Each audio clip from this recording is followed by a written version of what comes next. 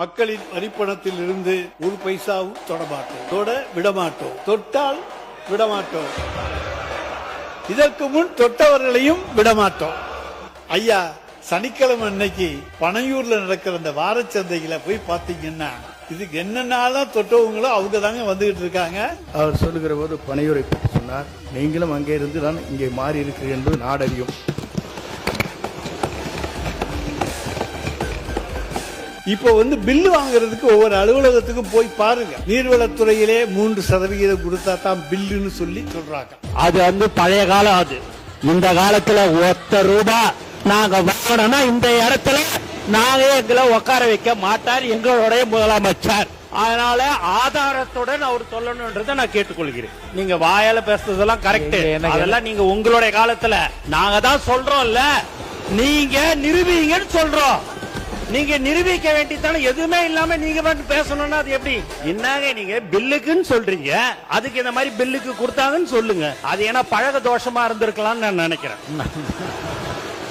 அடுத்தது கசிவுன்னு இந்த இதுல பார்த்தா நிறைய இடத்துல இருக்கு. என்னமோ புது வார்த்தையை கண்டுபிடிச்சிருக்கீங்க, என்னத்தை சொல்றதுன்னு சொல்ல முடியாது. 3 துறைக்கான ஆடிட்டிங் முடிச்சிருக்கோம். நீங்க கேக்குறீங்களா கசிவுன்னு. இந்த லீக்கேஜஸோட ரிப்போர்ட் எல்லாம் ஆடிட் தலைவரோட டேபிள் முன்னாடி இருக்கு. அவர் எப்ப அதை பத்தி பேசணும்னு அவர் தான் முடிவு எடுக்கணும்.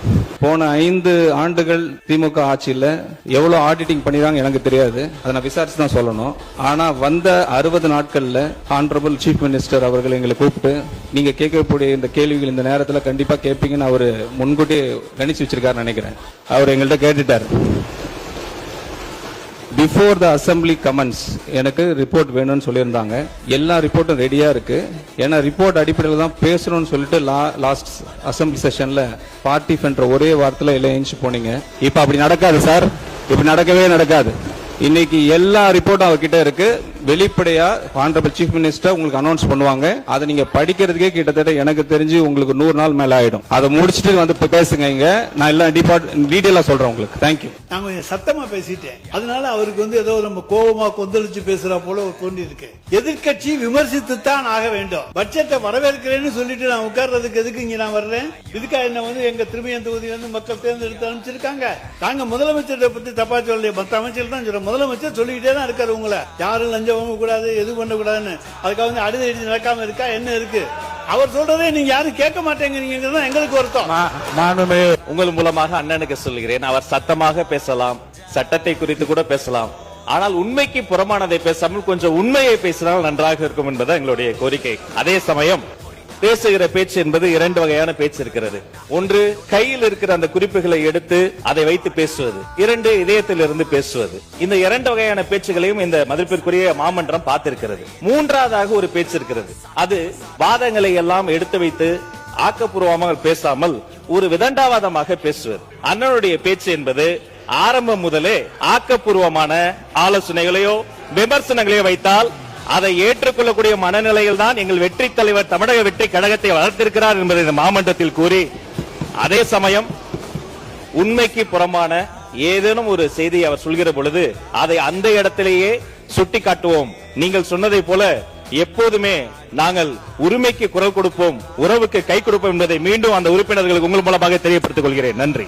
எங்கே இருக்கிறார் எங்களுடைய தலைவர் என்று கேட்டவர்களுக்கு சொல்லுகிறோம், மகளிர் உரிமை தொகை வாங்குகிற ஒவ்வொருவருடைய உள்ளத்திலும் இருக்கிறார். புதுமை பெண் திட்டம், தமிழ் புதவன் திட்டம், இவற்றிலே பயனடைந்திருக்கின்ற பயனாளிகளுடைய உள்ளத்திலே இருக்கின்றார். விடியல் பயணத்திலே அவர் இருக்கின்றார். விடியலை நீங்கள் எடுத்து விட்டீர்கள், பரவாயில்லை, தமிழ்நாட்டுக்கு விடியல் எங்களால் மீண்டும் கிடைக்கும். எனவே அந்த விடியல் பயணத்திலே அவர் இருக்கின்றார்.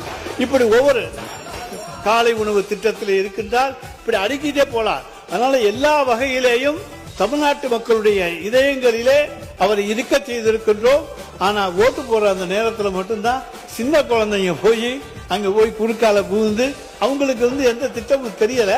ஆனால் நிச்சயமா சீனியர் மோஸ்ட் இந்த ஹவுஸ் சொல்லியிருக்காங்க, அவங்க தலைவரை எங்க தேடுவோம்னு சொல்லியிருக்காங்க, எங்க கண்டுபிடிப்போம்னு சொல்லியிருக்காங்க, எங்க பார்க்க முடியும்னு சொல்லியிருக்காங்க. மகள் உரிமை தொகையை பத்தி நீங்க கேட்டீங்கன்னா தலைவர் நேம் தான் வரும்னு சொல்லியிருக்கீங்க. ஏன் இன்னும் அடிஷனலா ஒண்ணு நீங்க மிஸ் பண்ணிட்டீங்க. தமிழ்நாட்டில் இருக்கிற ஒவ்வொரு தலைமையிலையும் 1,28,000 கடன் விட்டது போனது நீங்க தான். அங்கதான் அவர் தேடணும்னு நினைக்கிறேன். நான் ஒரு ஹெட் கவுண்ட் மேலேயோ 1,28,000 கடன் இருக்கு சார். சார் இது நான் சொல்லல சார். சார் முதல் பொறுமையா இருங்க, ரிலாக்ஸா இருங்க, ரிலாக்ஸ், கூலா இருங்க, கூல் கொஞ்சம் கூலா இருங்க. நான் சொல்றேன் சார். இது சார் அவங்க சொன்னாங்க நான் சொல்றேன்.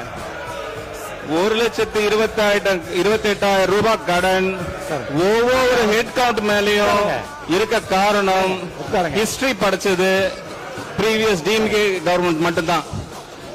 அவங்க பினான்சியல் லாஸ் பண்ணது தான், அட்மினிஸ்ட்ரேட்டிவ் கொலாப்ஸ் தான். மாதிரி நாங்க 50 வருஷம் இல்ல சார், நாங்க 50 வருஷம் ஆச்சு இல்ல. ரிலாக்ஸா இருங்க சார். சார் ரிலாக்ஸா இருங்க. நீங்க கத்துறதுனால பிரயோஜனம் இல்ல சார். சொல்றதை கேளுங்க, கொஞ்சம் ரிலாக்ஸா இருங்க. சொல்லிக்கிட்டே இருக்க வேண்டியதுதான். நீங்க கோரஸா கத்திக்கிட்டே இருக்க வேண்டியதுதான். இருக்க வேண்டியதுதான். நான் சொல்றதை கேளுங்க. இதை நான் பொய்யா சொல்றேன். ஆக்சுவல் என்ன பட்ஜெட்ல சொல்லிருக்காங்களோ, என்ன சொல்லிருக்காங்களோ அதை தான் நாங்க சொல்லிருக்கோம் ஒயிட் பேப்பர்ல. நாங்க வேற ஒன்னும் புதுசா ஒன்னும் சொல்லலையே.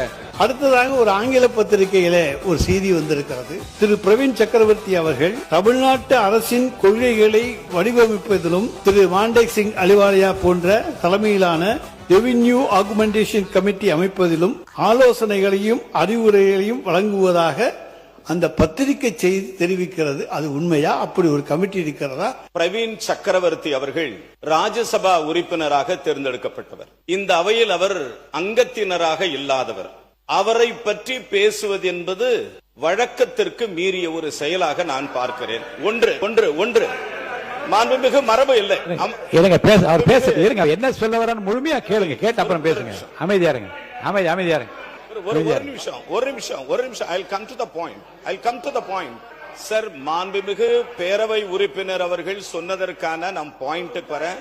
முழுமையா அவரை பேச விடுங்க. அவர் என்ன சொல், நீங்க பேசுனீங்க, அமைதியா இருந்தாங்க. நீங்க அவர் பேச விடுங்க, அப்புறம் பேசுங்க, அமைதியா இருங்க. ஊடகங்கள் சமீப காலமாக ஒரு செய்தியை பல்வேறு செய்தியாக எழுதி கொண்டு தான் இருக்கிறது. ஆக ஒரு பத்திரிகையில் வருகிற செய்தியை வைத்துக் கொண்டு ஒரு நீண்டகால நெடிய பாரம்பரியம் கொண்ட ஒரு இயக்கத்திலே இருக்கிற முன்னாள் அமைச்சர் அவர்கள் சம்பந்தமில்லாத ஒரு முன்னாள் அவையில் இல்லாத ஒரு நபரை பற்றி கருத்துக்களை சொல்லுவதை ஏற்புடையதல்ல,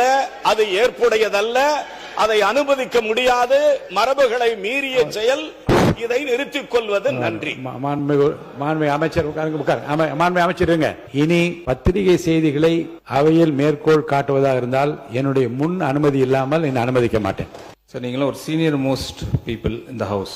வெளியே செய்திகள், சோசியல் மீடியா, அதுல இருந்து ஒரு கொஸ்டின்ஸ் இங்க ரைஸ் பண்றதே மிக தவறான விஷயம் நான் நினைக்கிறேன்.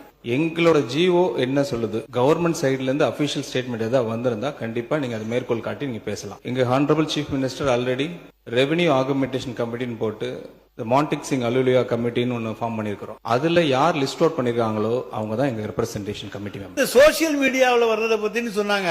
அந்த சோசியல் மீடியாவில் பொய்யா போட்டு தானேங்க நாங்க இங்க உட்கார்ந்து இருக்கோம், நீங்க அங்க உட்கார்ந்து இருக்கீங்க. அவைக்குள் நீக்கப்படுகிறது. இல்ல அவர் சொல்றதுக்காக சொல்லிடுறேன். இல்ல